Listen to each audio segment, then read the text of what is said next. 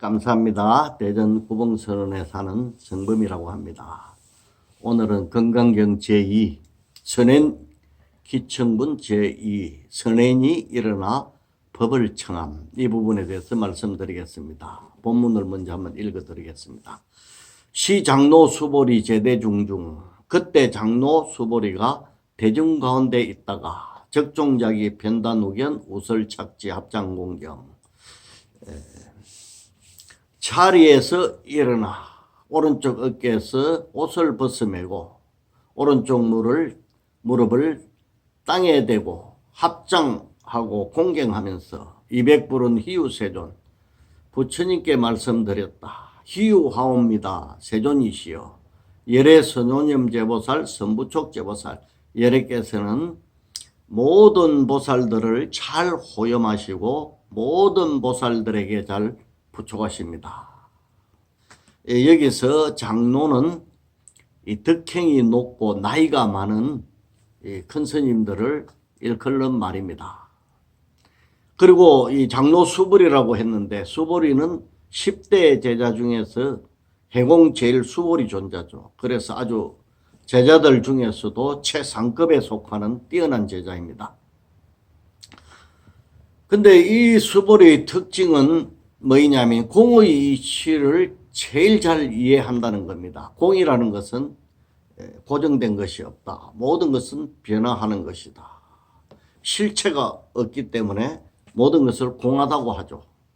예를 들어서 사람이 실체가 있다면 어떤 고정된 모습이 있어야 됩니다. 그런데 사람의 몸은 끊임없이 변해서 지수화풍, 나중에 흙으로 돌아가 버리는 거예요. 그래서 그 성품이 공하다고 하는 것입니다. 공하다는 말은 없다는 것이 아니고 변화의 과정에 있다. 실체가 없다. 고정된 것이 없다. 이런 의미가 되겠습니다. 그리고 우리 정신체계도 이 생각, 마음가짐도 마찬가지입니다. 끊임없이 변해버립니다. 지금 마음 다르고 내일 마음 다르고 또 10년 후 마음 다르고 끊임없이 변해가는 것이 마음입니다. 그래서 몸과 마음이 다 공한 이치를 잘 압니다. 이렇게 알면 뭡니까? 행상에 대한 집착, 자기 생각이 옳다 그러다 이런 데 대한 집착도 다 사라져 버립니다. 그러면 어떻게 됩니까? 욕심에서 벗어나 버리고 번뇌망상이 일어나지 않게 됩니다. 그래서 모든 번뇌의 속박에서 벗어나면 어떻게 되느냐?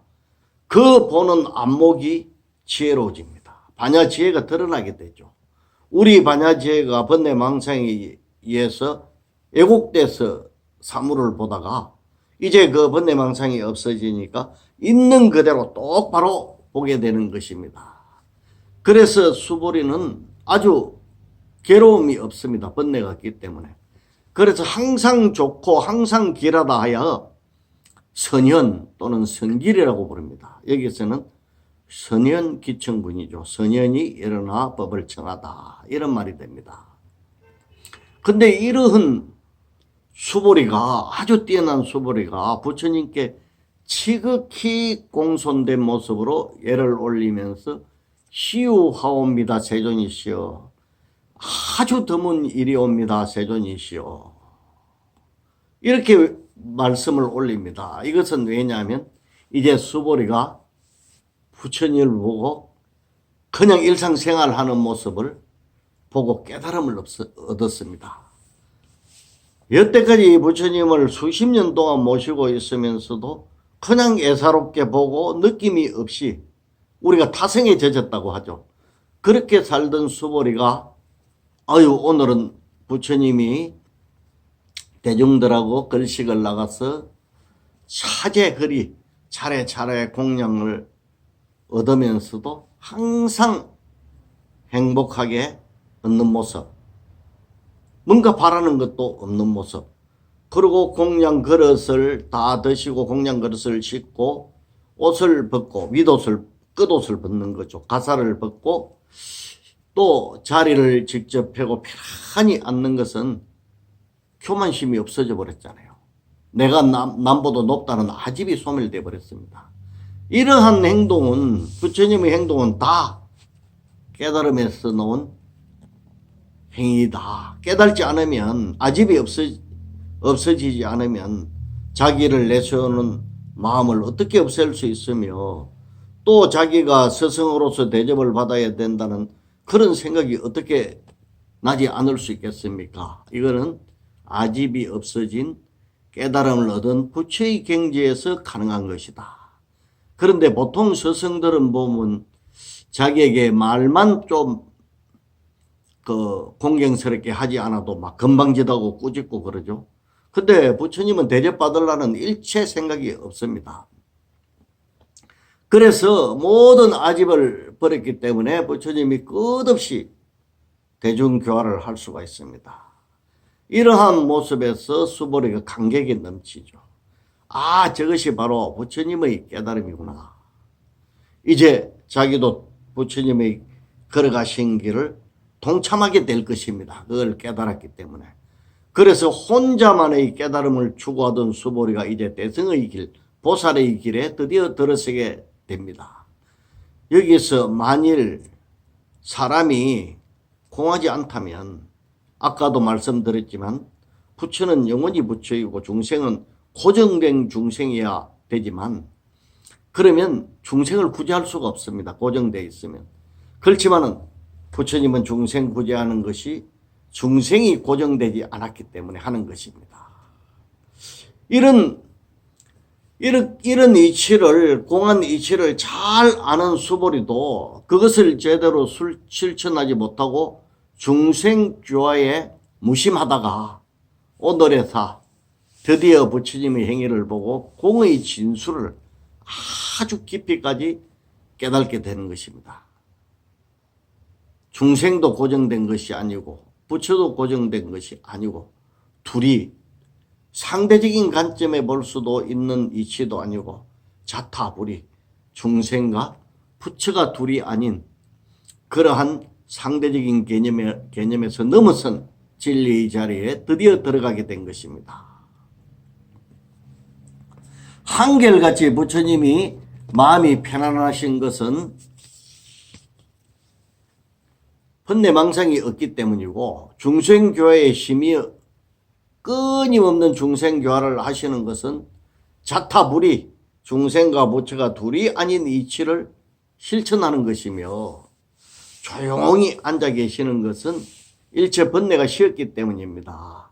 그래서 부처님의 움직임 하나하나가 다 깨달음의 지혜에서 나와 걸림이 없고 편안하여 모든 일체 부처님의 행동은 수행자의 모범이 되는 것입니다. 모범이 교육이죠. 꼭 가르치는 것이 아니고 직접 행동으로 보여주는 것이 바로 참된 교육인 것입니다. 이러한 경지를 알아차린 수보리가 열애께서는 모든 보살들을 잘 혼념하시며 모든 보살들에게 잘 부촉하십니다. 이렇게 찬탄하게 됩니다. 열애는 진여에서 왔다는 말입니다. 진여는 진리의 세계를 말하는 것이죠. 근데 부처님이 세간에 머물면서도 욕망을 다 떨쳐버리고 진여의 이치대로 진리대로 살아가는 것은 마치 이것과 비슷합니다. 연꽃이 진흙 속에서 피어나지만 진흙의 더러움에 물들지 않는 것과 비슷합니다. 그래서 이 깨달음을 연꽃에다 비유하죠. 그래서 연꽃처럼 청정하게 사시는 서가모니 부처님을 여기에서는 말씀하고 있습니다. 깨달은 사람은 세간에 살면서도 집착이 없고 욕심이 끊어져 나가버렸기 때문에 세간을 떠나 있는 것과 같습니다. 그래서 집착이 있으면 세간이라고 하고 집착이 없어지면 출세간이라고 부릅니다. 세계가 다른 것이 아니고 그런 것입니다. 집착이 있느냐 없느냐에 따라서 세간과 출세간. 그리고 깨달으면 부처님 세계, 진여의 세계라고 부릅니다. 그리고 깨달지 못하면 사바세계, 곧 중생세계라고 부릅니다. 이것도 역시 우리가 어떤 마음으로 사느냐에 따라서 세계가 달라지는 것도 알 수 있습니다. 부처님 세계와 중생 세계는 둘이 아니고 내가 부처의 삶을 살면 이 세상이 부처님의 세계가 되고 중생의 삶을 살면 이 세계가 그대로 중생의 세계가 된다는 말입니다.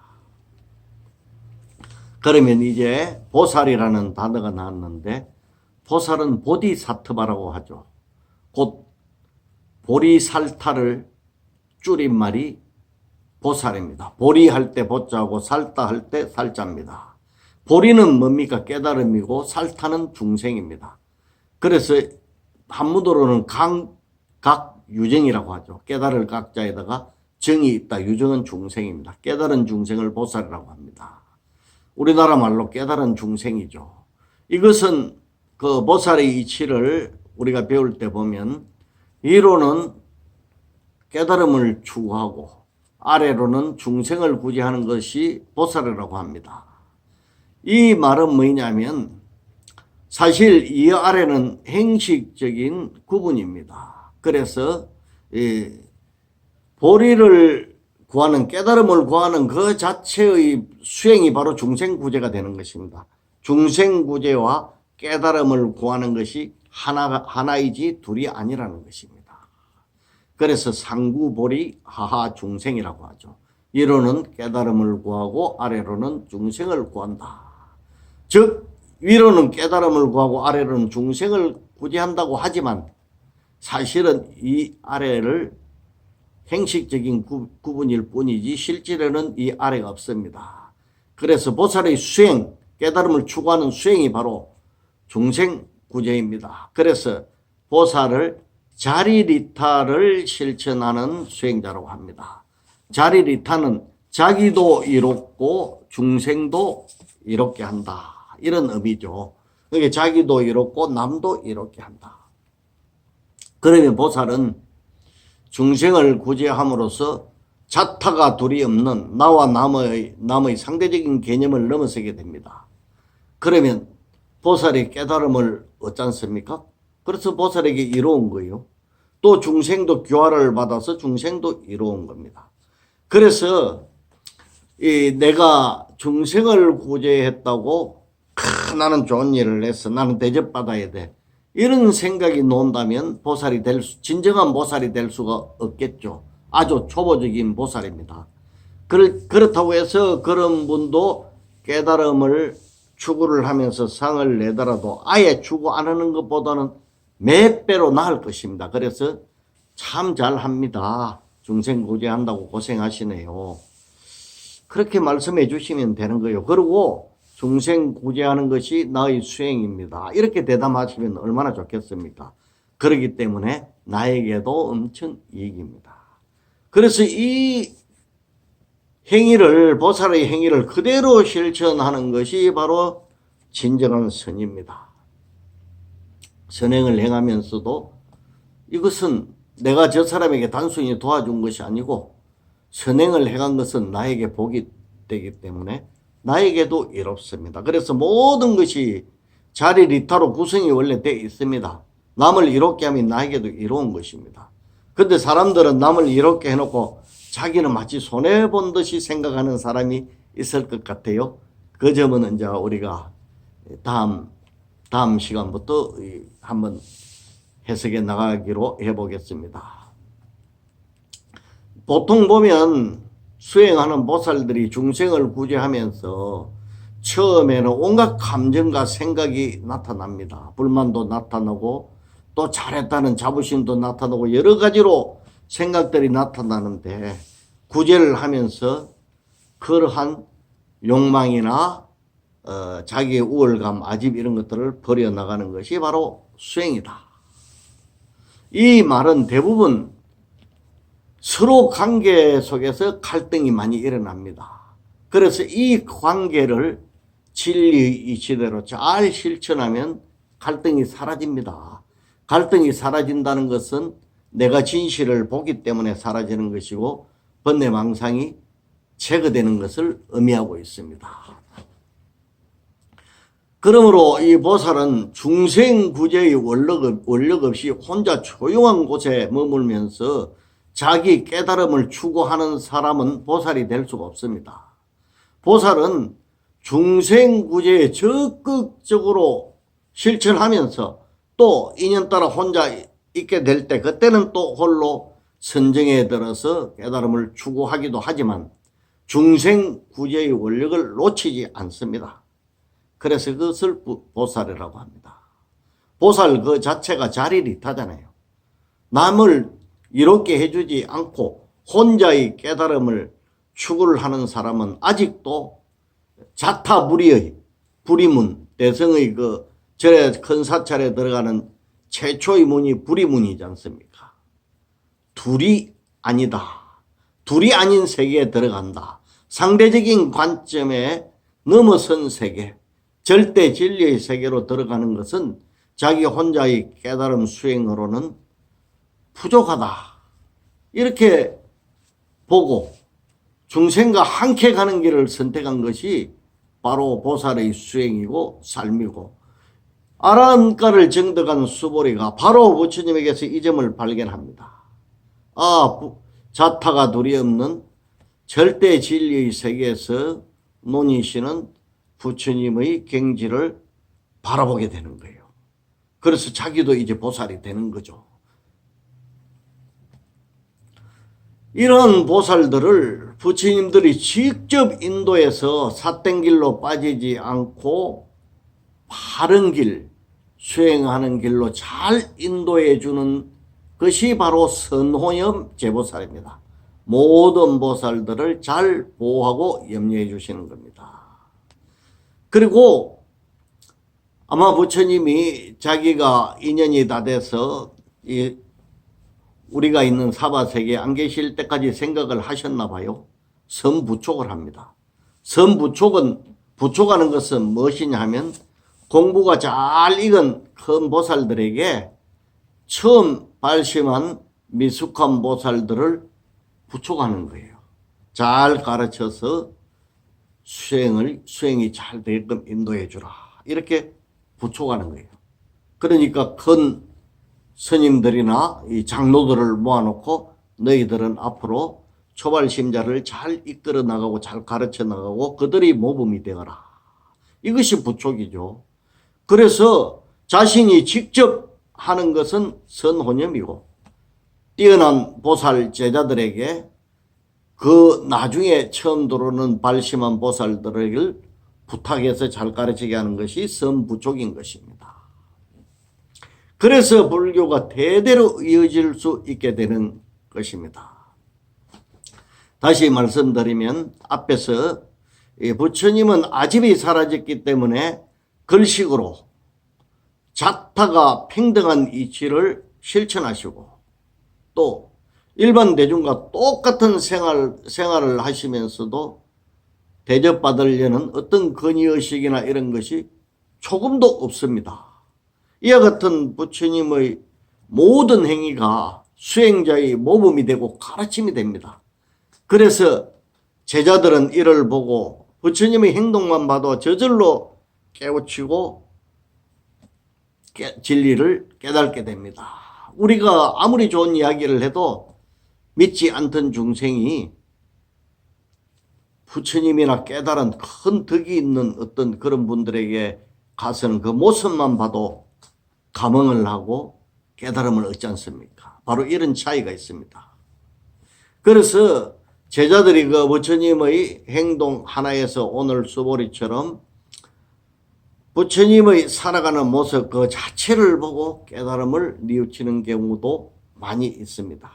그리고 그 말씀 하나하나가 다 힘이 있고 건의가 저절로 생기게 되는 것이지, 자기를 건의를 내세우지 않음으로 해서 건의가 저절로 생기는 것이지, 자기가 스스로 건의를 내세우면 진정한 건의는 잃어버리게 되는 이치도 여기에는 들어 있습니다.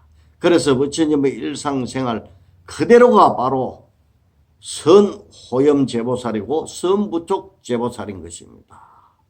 오늘은 여기까지 하고 다음 시간에는 이 부처님의 행위에서 감흥한 수보리가 부처님처럼 그렇게 번뇌가 없이 편안하고 진정한 행복을 누리려고 살려면 우리 중생들이 어떻게 살아야 하며 어떻게 일어나는 그 번뇌망상 마음을 항복받아야 합니까? 이렇게 물어보게 되는 것입니다. 그럼 다음 시간에 또 뵙겠습니다. 행복한 나날 되십시오. 감사합니다.